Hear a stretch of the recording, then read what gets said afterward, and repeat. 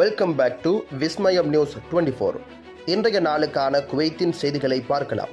செய்திகளுக்குள் செல்ல முன் எமது சேனலை சப்ஸ்கிரைப் செய்து கூடவே நோட்டிஃபிகேஷனையும் ஆன் செய்து வைத்துக் கொள்ளுங்கள். நாங்கள் பதிவிடும் வீடியோக்களை தவறாமல் பார்க்க முடியும்.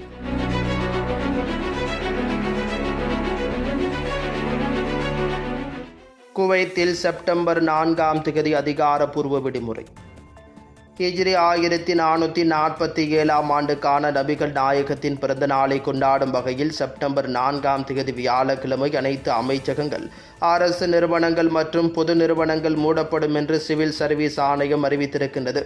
செப்டம்பர் 7 ஞாயிற்றுக்கிழமை வழக்கமான அரசு நடவடிக்கைகள் மீண்டும் தொடங்கும் என்று CSE அதன் அதிகாரப்பூர்வ எக்ஸ் கணக்கில் உறுதிப்படுத்தியிருக்கின்றது. செயல்பாட்டு தேவைகள் மற்றும் பொதுநலனின் அடிப்படையில் சிறப்பு பணிகளை கொண்ட அதிகாரிகள் மற்றும் நிறுவனங்கள் தங்கள் விடுமுறை அட்டவணைகளை தாங்களாகவே தீர்மானிக்கலாம் என்றும் அந்த அறிக்கையில் குறிப்பிடப்பட்டுள்ளது.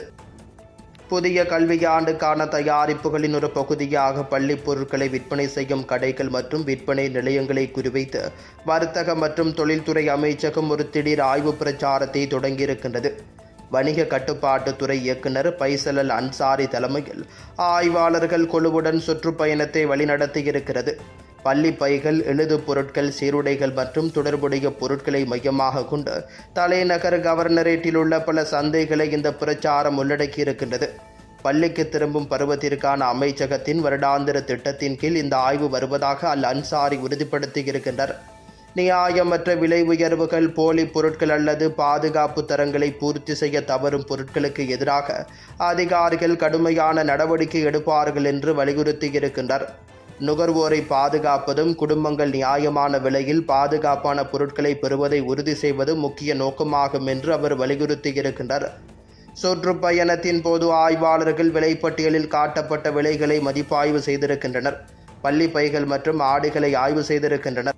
மேலும் எழுதுபொருள் பொருட்கள் விவரக்குறிப்புகளுக்கு இணங்குகின்றனவா என்பதை சரிபார்த்திருக்கின்றனர். மாணவர்களுக்கு உடல்நல அபாயங்களை ஏற்படுத்தக்கூடிய போலி தயாரிப்புகளையும் அவர்கள் சரிபார்த்திருக்கின்றனர். சந்தை கண்காணிப்பு தினமும் 24 மணி நேரமும் தொடர்கிறது என்றும் பெற்றோரிடமிருந்து வரும் புகார்கள் உடனடியாக நிவர்த்தி செய்யப்படுகின்றன என்றும் அல் அன்சாரி குறிப்பிட்டுள்ளார். மீறல்களை புகாரளிக்க அமைச்சகத்தின் ஹாட்லைன் அல்லது மின்னணு பயன்பாட்டை பயன்படுத்துமாறு நுகர்வோரை அவர் வலியுறுத்தியிருக்கின்றார். சந்தைகளில் வாடிக்கையாளர்கள் இந்த பிரச்சாரம் குறித்து நிம்மதியை வெளிப்படுத்தியிருக்கின்றனர். உச்ச தேவை காலத்தில் விலைகள் ஒழுங்குபடுத்த அமைச்சகத்தின் முயற்சிகளை பாராட்டியிருக்கின்றனர். இந்த துறையில் ஆய்வாளர்களின் இருப்பு எங்கள் குழந்தைகள் பள்ளிக்கு திரும்புவதற்கு முன்பு எங்களுக்கு அதிக நம்பிக்கையையும் உறுதியையும் தருகிறது என்றும் ஒரு பெற்றோர் குறிப்பிட்டிருக்கின்றார்.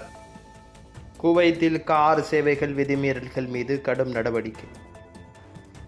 50% வரை நிறச்சாயம் பூச அனுமதிக்கும் உள்துறை அமைச்சகத்தின் முடிவை தொடர்ந்து வாகன நிறச்சாயல் சேவை கட்டணங்கள் அதிகரித்திருப்பது குறித்த அறிக்கைகளை ஆய்வுக்குழுக்கள் கண்காணித்து வருவதாக வர்த்தக மற்றும் தொழில்துறை அமைச்சகம் தெரிவித்திருக்கின்றது. இந்த முடிவின் தாக்கத்தை கண்காணிக்க உள்துறை அமைச்சகம் மற்றும் பொது போக்குவரத்து துறையுடன் ஒருங்கிணைந்து ஆய்வுகள் மேற்கொள்ளப்பட்டு வருவதாக வணிக கட்டுப்பாட்டுத்துறை இயக்குனர் பைசல் அல் அன்சாரி உறுதிப்படுத்தியிருக்கின்றார். வெளியேற்ற பெருக்க சாதனங்களை நிறுவுவதற்கான தடைக்கு இணங்குவதை கண்காணித்தல், கார் வாடகை அலுவலகங்களில் அங்கீகரிக்கப்பட்ட ஒப்பந்தங்களை பயன்படுத்துதல் மற்றும் தகுதி வாய்ந்த அதிகாரிகளின் விதிமுறைகளுக்கு இணங்க குத்தகைக்காரர்களுக்கு வழங்கப்பட்ட ஆவணங்களை சரிபார்த்தல் ஆகியவை ஆய்வுகளில் அடங்கும் என்றும் அவர் குறிப்பிட்டுள்ளார். சில மீறல்கள் உடனடியாக மூடப்பட வேண்டும் என்று அல் அன்சாரி குறிப்பிட்டிருக்கின்றார். உள்துறை அமைச்சகம் மற்றும் காப்பீட்டு பிரிவுடன் இணைந்து செயல்படும் கடற்குழுக்கள் சட்டங்களை பின்பற்றுவதை உறுதி செய்வதற்காக பின்தொடர்கின்றன என்பதை வலியுறுத்தியிருக்கின்றார். பிற அரசு நிறுவனங்களுடன் நடத்தப்படும் பிரச்சாரங்கள் நுகர்வோர் உரிமைகளை பாதுகாப்பதையும் பொது நலனுக்காக இணக்கத்தை அமுல்படுத்துவதையும் நோக்கமாக கொண்டுள்ளன என்பதை அவர் உறுதிப்படுத்தியிருக்கின்றார். குவைத்தில் இன்றைய தினம் தங்கத்தின் பெறுமதிகளை பார்க்கலாம். 24 காரட் 1 கிராம் ஒன்றின் தங்கத்தின் பெறுமதி 33.31 குவைத் தீனார்கள் ஆகும். 22 காரட் 1 கிராம் ஒன்றின் தங்கத்தின் பெறுமதி 30.55 குவைத் தீனார்கள் ஆகும். 21 காரட் 1 கிராம் ஒன்றின் தங்கத்தின் பெறுமதி 29.15 குவைத் தீனார்கள் ஆகும். 18 காரட் 1 கிராம் ஒன்றின் தங்கத்தின் பெறுமதி 24.98 குவைத் தீனார்கள் ஆகும். குவைத்தின் இன்றைய நாணய மாற்று விகிதங்களை பார்க்கலாம். ஒரு குவைத் தீனார் ஒன்றின் இந்திய பெறுமதி 286.74 Indian ரூபாய்களாகும்.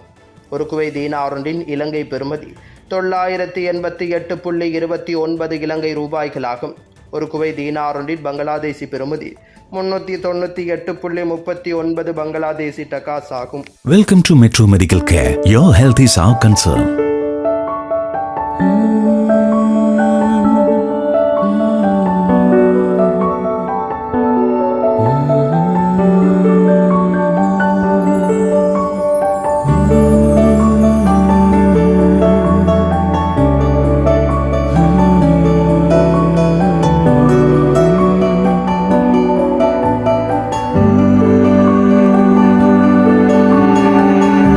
It's our policy at Metro Medical Care to provide you with the best care, concern and cure with the advanced facilities whether you can afford it or not. The smile on your faces and the healthy life you regain, that's the greatest reward for Metro Medical Care. Metro Medical Group. The care, the concern, the cure. Kuwait, UAE.